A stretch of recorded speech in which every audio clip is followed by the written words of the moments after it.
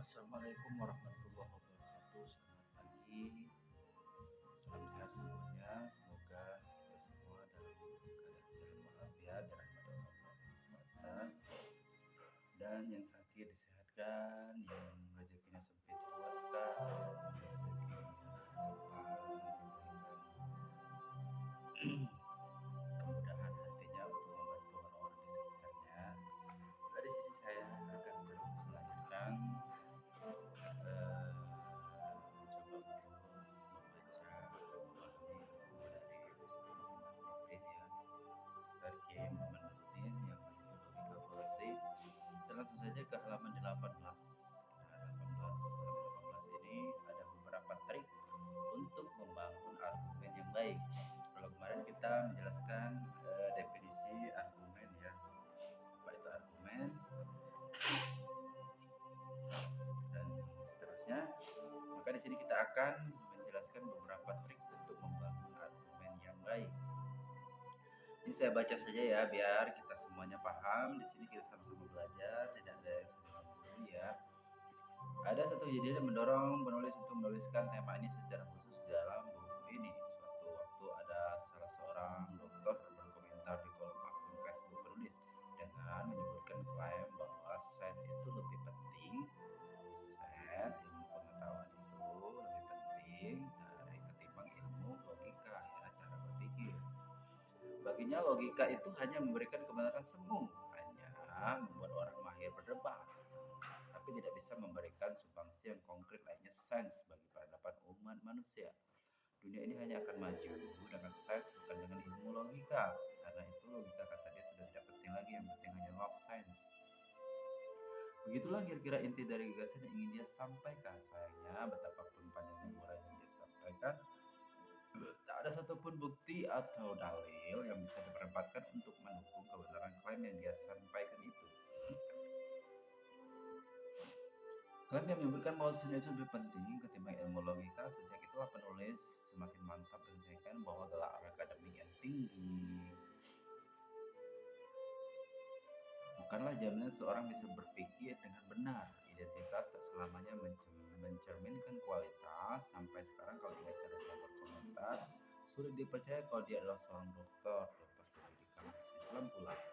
Tapi cara dia menyampaikan argumen sungguh sangat memprihatinkan. Al-Ghazali pernah bilang bahwa orang yang tidak pernah belajar ilmu logika layak dipertanyakan kredibilitas ilmunya. Bagi sebagian orang mungkin itu berlebihan.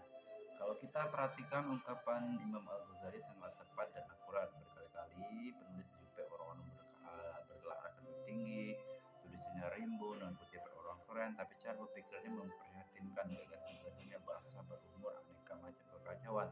Tak terkecuali dokter yang sempat penulis singgung tadi. Sebagai seorang dokter harusnya yang bersangkutan tahu bagaimana caranya membangun suatu argumen yang baik. Ilmu yang membahas tentang cara membangun argumen itu harusnya dipelajari oleh siapa saja yang ingin mendeklarasikan dirinya sebagai sarjana.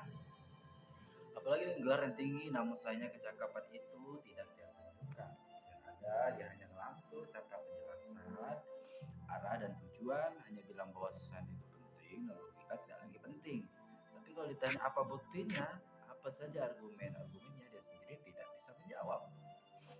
Sekalinya menjawab isinya ngelantur, gak karuan. Dari sini kita perlu pelajari ilmu logika, dan dari situlah penulis terpanggil untuk menuliskan tema ini ketika yang bersangkutan mengklaim bahwa sains lebih penting ketimbang ilmu logika. Ini ada catatan penting ya yang harus kita pahami dulu. Anda tidak mungkin sampai pada kesimpulan yang jelas sementara konsep kunci yang Anda sertakan sendiri masih mengandung makna-makna yang belum jelas. Oke. Kemudian halaman 20 lagi, untuk membuktikan benar tidaknya pandangan dia itu, pada akhirnya dia harus menggunakan metodologi berargumen yang diajarkan dalam buku logika. Tidak mungkin orang terdidik berargumen layaknya netizen awam yang asal ngomong, tapi sayangnya itulah yang terjadi. Uraian lebih detail tentang tata cara membangun argumen yang benar-benar beserta kaidah-kaidah yang ada dalamnya bisa Anda baca dalam buku penulis ilmu mantik. Selain memantik, sebetulnya ada satu ilmu khusus yang mengulas secara lebih detail dan mendalam tentang cara dan aturan dalam berdebat itu, yang dalam Hazanah Islam klasik dikenal dengan istilah adab al-bahth wal al-munazarah ya. Ini ilmu tentang aturan diskusi dan berdebat. Harusnya terbawa kata adab yang dimaksud dalam ilmu tersebut bukannya sebatas aturan-aturan etis seperti kata adab yang dalam kehidupan dan penyakap sehari-hari. Adab yang dimaksud ialah aturan-aturan dalam arti luas. Kita tidak punya banyak waktu untuk mengurus aturan-aturan itu satu persatu. Tulisan hanya ingin berupaya untuk mempermudah saja. Lalu apa saja langkah-langkah yang perlu kita tempuh untuk membangun suatu argumen yang baik dan benar? Itu jawabannya bisa kita urai sebagai berikut. Nah, ini penting ya. Pertama, kita harus perjelas dulu konsep-konsep yang ingin kita cantumkan ke dalam argumen. Sekiranya itu perlu, kenapa saya tambahkan frase sekiranya itu perlu?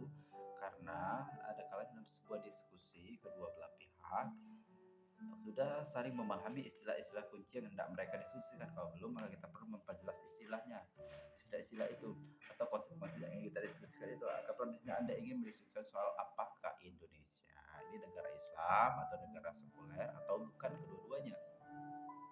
Tentu saja sebelum sampai pada kesimpulan kita harus perjelas terlebih dahulu konsep-konsep dari bangun argumen yang hendak kita rumuskan. Apa itu negara Islam, apa itu negara sekuler.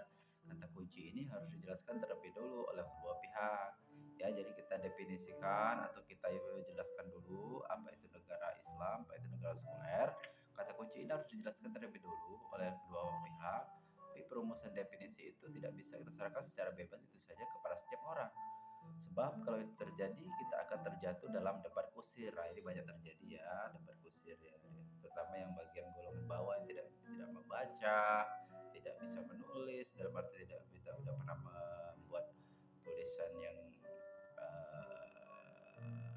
baik itu jurnal ya, berita atau tulisan-tulisan tentang sains atau ilmu-ilmu logika lah ya. Oleh sebab itu kalau itu terjadi kita akan terjadi dalam kusir dan dari sini kita butuh dengan kaidah. Nah, ini kaidah yang bisa kita jadikan sebagai acuan bersama. Ini tentunya sangat rasional ya, sangat masuk akal karena Anda tidak mungkin sampai pada kesimpulan jelas sementara konsep kunci yang Anda sertakan sendiri masih mengandung makna-makna yang belum jelas. Di mana kaidah tanpa rumusan definisi itu bisa kita temukan jawabannya hanya dalam ilmu logika. Persoalan definisi ini tidak bisa kita pandang sepele ya, tidak boleh pandang sepele ya. Sebab debat kusir tidak berakhir dengan kejelasan itu seringkali disebabkan oleh ketidaktegasan kedua belah pihak dalam mendefinisikan istilah yang mereka sebutkan. Anda mau menghukumi mengapa itu haram. Dan misalnya sebagai manusia mereka Anda bertanggung jawab untuk menjelaskan apa definisi yang Anda jadikan rujuk untuk mungkin haram pengah itu. Jangan-jangan definisi pengapa menurut Anda berbeda dengan pengapa yang menurut saya. Pada akhirnya dari definisi yang berbeda kita akan berakhir dengan kesimpulan yang tidak sama. Disinilah pentingnya kaidah ilmu logika sebagai perumus untuk istilah-istilah yang hendak kita diskusikan itu. Jadi sebelum menyusun argumen, agar orang tidak salah paham, halaman 22 ya, tidak salah paham dengan argumen yang kita sajikan, kita harus memperjelas terlebih dahulu istilah-istilah kunci yang akan kita gunakan sekiranya memang itu diperlukan. Kedua, buatlah premis dengan baik, dengan benar. Lagi-lagi tata cara perumusan premis itu juga harus bisa dipelajari dalam ilmu logika. Kesimpulan tepat sangat bergantung pada premis yang kuat. Jika premis Anda lemah, maka kesimpulan yang Anda hasilkan juga akan terlalu lemah. Sebaliknya, kalau premis itu kuat dan tepat, maka konklusi yang dihasilkan juga akan terlihat demikian. Sebelum berargumen, pastikan terlebih dahulu bahwa klaim Anda bisa dibentuk dan disusun dengan baik.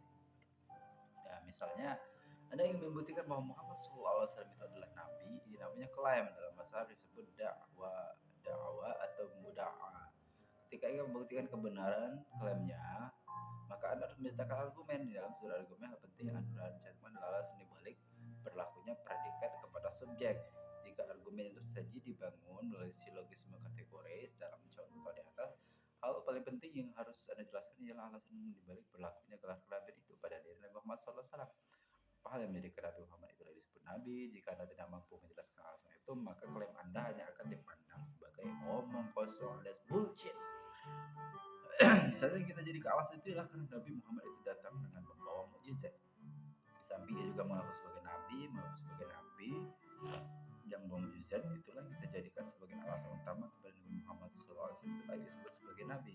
Jika perlu diberikan rincian panjang, paparkanlah rincian itu ya dengan baik, tapi intinya alasan itu harus Anda jelaskan sekuat mungkin dan sebaik mungkin, barulah setelah itu Anda bisa percaya diri meneguhkan kesimpulan.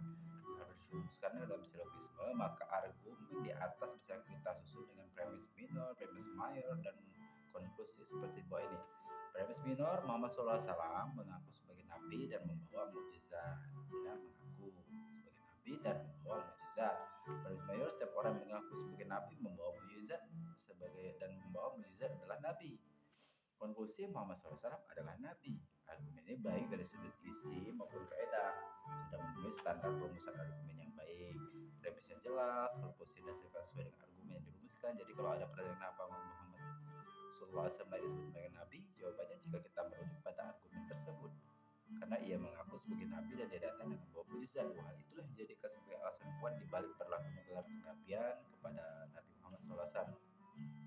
Lalu misalnya mitra dialog Anda tidak setuju dengan premis pertama itu, bagi yang bersangkutan misalnya Nabi Muhammad SAW itu tidak membawa mujizat, katakan mitra bicara Anda tidak percaya mujizat, dengan begitu sebelum mengamini konklusi yang dia sebutkan, Anda dan mitra dialog Anda harus berdiskusi dahulu tentang apa itu mujizat, lagi-lagi kaidah tentang perumusan definisi dalam hal yang ini kita butuhkan lagi, sebab jangan-jangan konsep mujizat yang dia ingkarkan yang tidak sama dengan konsep mujizat yang Anda pahami. Kalau masing-masing orang diberikan wewenang yang khusus untuk mengurus misi Islam mereka sukati tanpa ada kaidah yang ditujukan, maka kita telah mengizinkan terlahirnya debat kusir yang tidak banyak memberikan manfaatan. Setelah Anda tentukan definisi mukjizat dan mitra bicara Anda mengajukan definisi yang berbeda, Anda berdua bisa berdebat tepat tidak tepatnya definisi saja itu. Kalau definisi Anda terbukti tepat dan definisi lawan Anda cacat, maka Anda bisa langsung melangkah ke poin diskusi selanjutnya.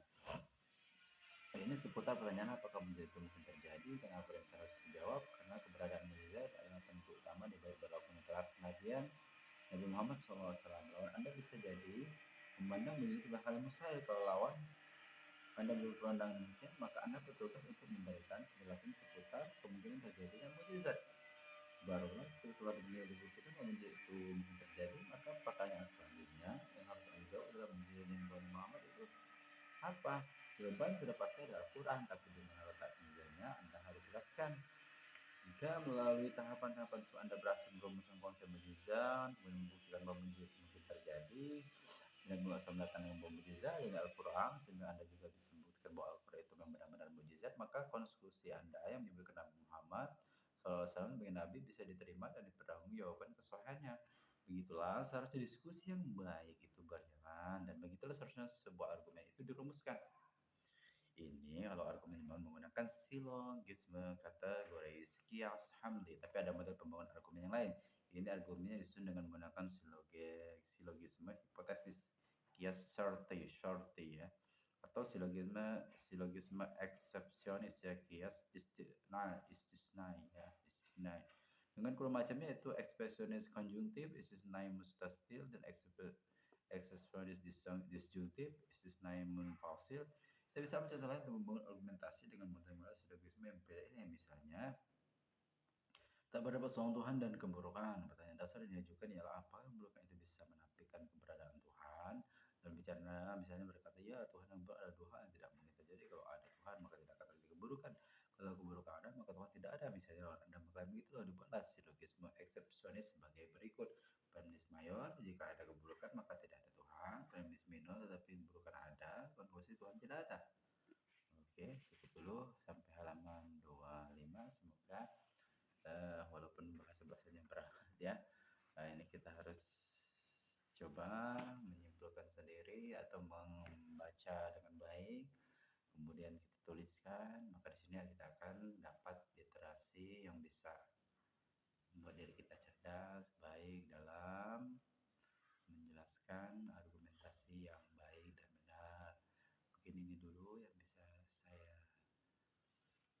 yang bisa kita pelajari bersama-sama. Semoga Allah senantiasa menjaga diri kita dari hal-hal yang buruk, berniat buruk ya, mencari validasi, mencari apa itu ya, itu tidak penting ya. Yang penting kita semuanya belajar, memberikan wawasan kepada semua orang, memberikan motivasi kepada orang, meningkatkan keislaman kita, meningkatkan keimanan kita, dan meningkatkan keislaman kita. Assalamualaikum